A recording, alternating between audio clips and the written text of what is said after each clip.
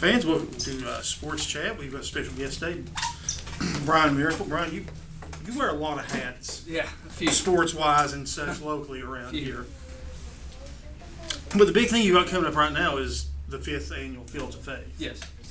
So give us a little information on what's going on at Fields of Faith this year. Well, this year, like you said, Pat, this is our 5th annual Fields of Faith. We got guys that's been with us before, Brock Gray, awesome worship band, and Adrian Dupree. He's on staff with the Fellowship of Christian Athletes, and he is actually chaplain for the University of South Carolina football team also. So he's an awesome speaker. He's kind of what you would say conference speaker. He speaks all these big conferences all over the country for youth events. So this is a big catch for us to be able to have him here in our community. Right, and you said he's with the University of South Carolina, yep. So obviously he's at conferences. He used to speaking to large groups, which he's going to need to be because this is an impressively massive turnout you all have. Yes, yeah. Last year we had close to 3,000 people, and we're expecting, hopefully we'll have 3,500, but we're definitely expecting over 3,000 this year.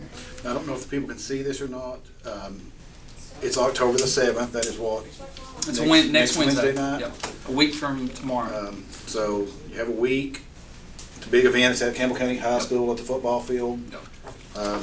Good that the high school cooperates and allows you to use the field. And they're Coach Price. And, they're great, all the way from the administration to the coaches, and they all fully support it. And they are 100% on board with what we're doing. And Coach Price has spoken at every one I've been at. Yeah, last year he didn't get a chance to. I didn't get to come last year. So. Last year we didn't get to just because we kind of switched things up with time.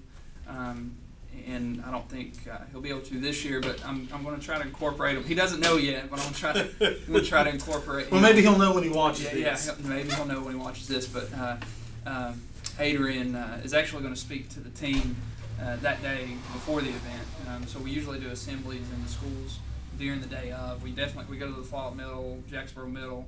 Last year we got to do the high school, but with time and his flight coming in, I don't think we're going to be able to fit in the high school, but he's going to speak to the football team before practice that day. So we will get to speak to some. Locally, I see on there the bird songs are going to be there. Yeah, this year we're doing something different.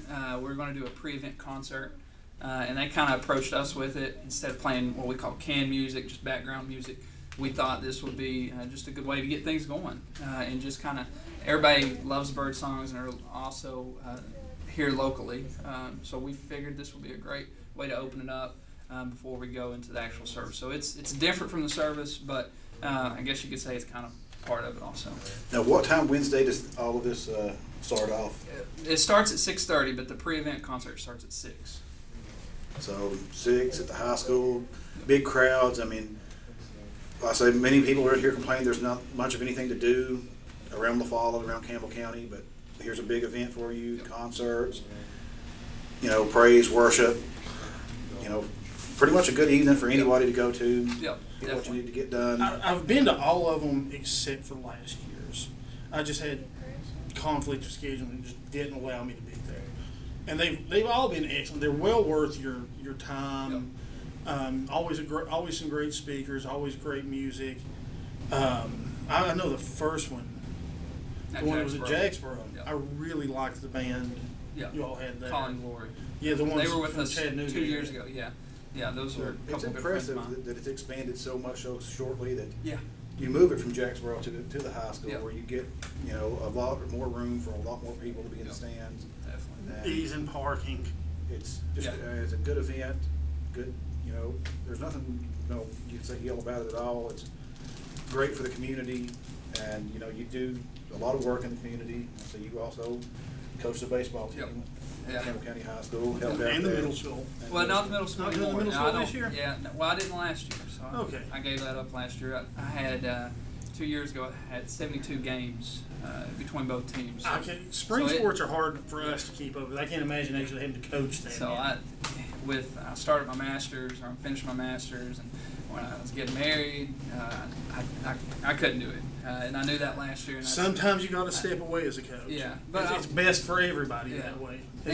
And the way I looked at it, to best benefit those players, those middle school players, I was working the schedule around the high school schedule. So, it didn't really benefit them just because they had less games. So I mean, I added I think 4 extra games this past year for them just because the conflict was scheduled. So with that, we were able to get them some more games and more experience. Also, I want to just throw this out here.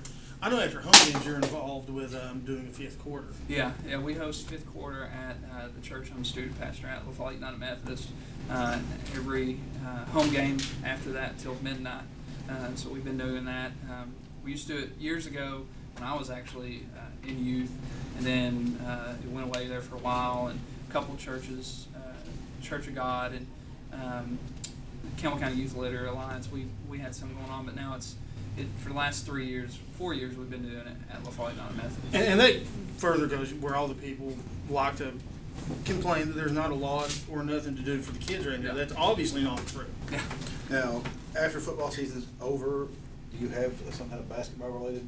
No, we haven't before. I know in the past there has been some, a couple here and there, but that doesn't mean we won't this year. But I know we have in the past. I know when Kelly Joe was youth pastor at what was Life Point at the time. One of them, whatever. Yeah, it's now Faith Promise, but they did a basketball thing. It went over really well too. So again, there's stuff in this community And good positive stuff. It's not, your kids don't have to be out and be into trouble or any worries. If they go to the fields of faith, or they go to the 5th quarter, they're in a safe place, learning good lessons with good people. And that's a really positive impact on the community that you make and your people will help you out with this and everything else. And it's promoted heavily. So everywhere you look in town, you see something Fields of Faith, so you know what's coming up.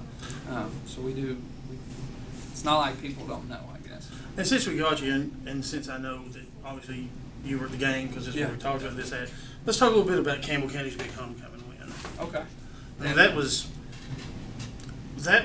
a really feel good, get on track kind of game for us. We got our wins under our belt, but it's always good to come to homecoming. Yeah, and I do. You were talking about different hats in the community. I'm chaplain, or I do devotions with the football team after walkthroughs on Thursday, and Matt Price was talking about how we're expected to win every home game, and it doesn't matter if it doesn't matter who it's against, but especially homecoming. So they had a good mindset right off the bat. When we scored on that first drive, and I think that set the tone the rest of the game. Well, that is a good sign that your program has arrived.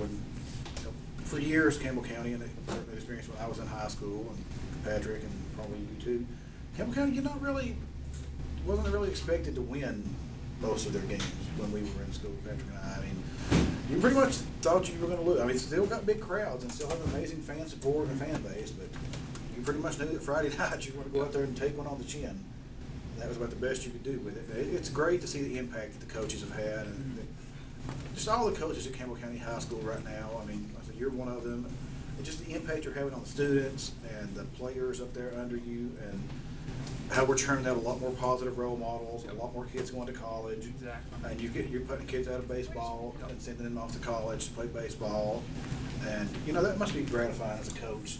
It is. To be able to see those kids grow up and what they're learning from you and the other coaches and the head coach, and applying that at the next level. Yeah, and there's a great quote that John Wood has said that a coach will have more impact over an individual than some will in a lifetime.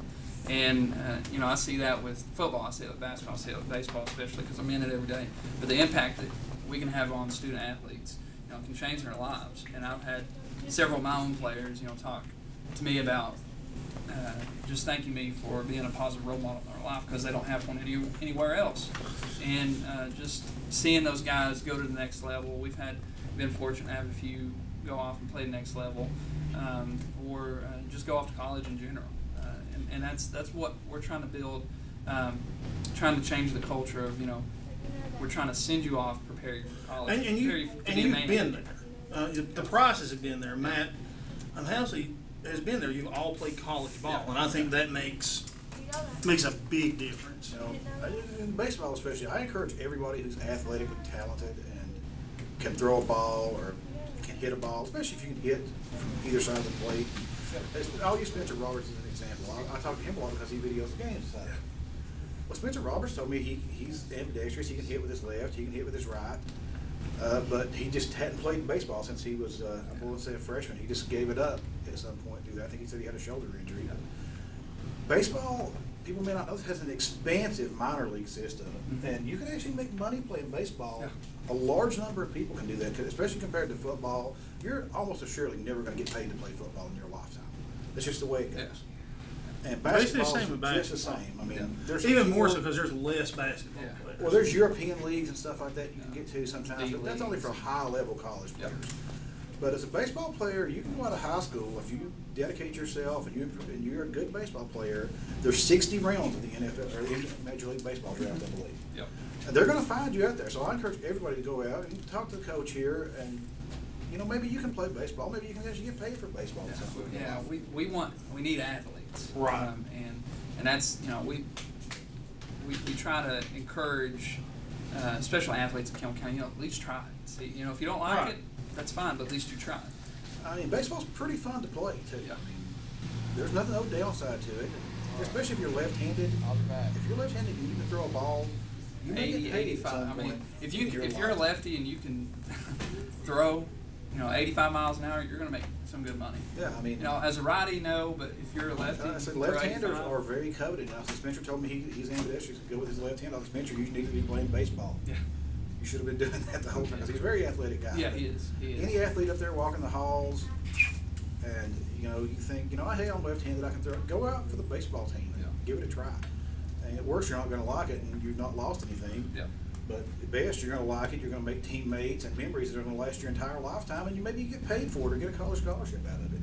And you played at one of my favorite of the smaller schools in Tennessee, Tennessee West. Yes. Love that area down there around Athens. You heard the news about Tennessee. That's what I was going to bring up. What do you think about Donnie Knoxville coming to town? Apparently his wife is a professor there now, which I don't know what she's teaching or anything. So he's been a volunteer associate athletic director with Donnie Mayfield down there. He's the athletic director. It could be good or bad, but I think putting a different spin on athletics and his experience, I think it could be good. And from my understanding, he is a very humble guy, and he likes to serve. And apparently, what drew them to Athens was Tennessee Wesleyan's servant leadership program. Right. Apparently, and so he's willing to help out and do it for free. I can't complain. Yeah, I mean,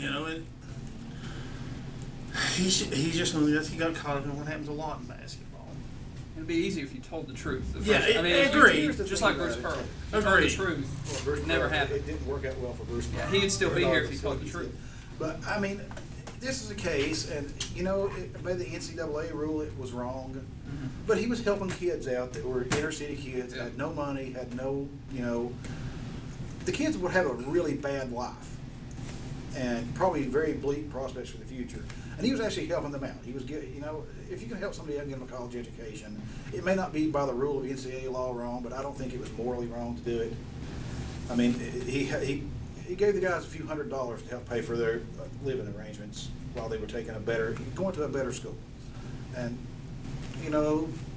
compared to some NCAA violations you see that get less punishment, I mean, Syracuse ran an academic fraud scandal for 12 years.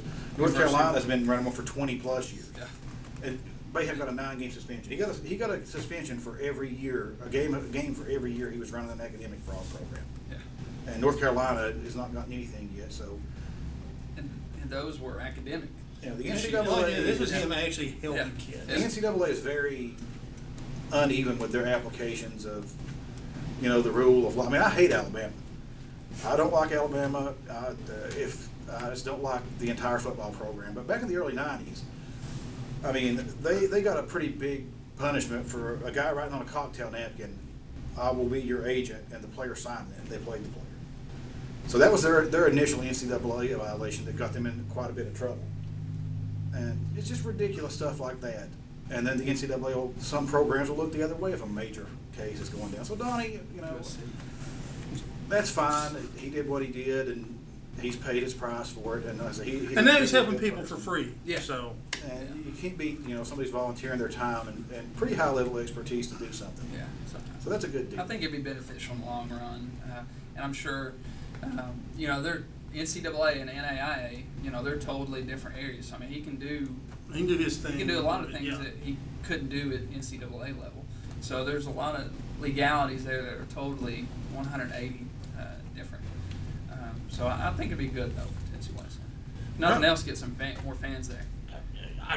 It caught my. I mean, I keep up with them to a degree anyway because they're local, and like I said, they're one of as the small schools in the area. I really like them, but you know how many people now are looking at them that were Donnie Tyndall fans. Yeah. Basketball recruits. Yeah. All in all, it's a good deal. I said, here we are, Fields of Faith, as we said, Wednesday night. The 7th. Yep.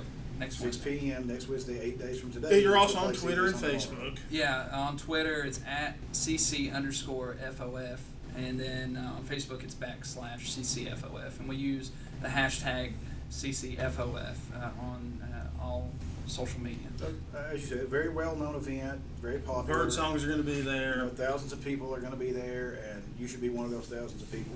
Yep, definitely. So, you got anything else for? I think I'm good for the week. I want to congratulate Jacksboro on their win over La Follette. Both teams played a great game. Fans, will see you next week.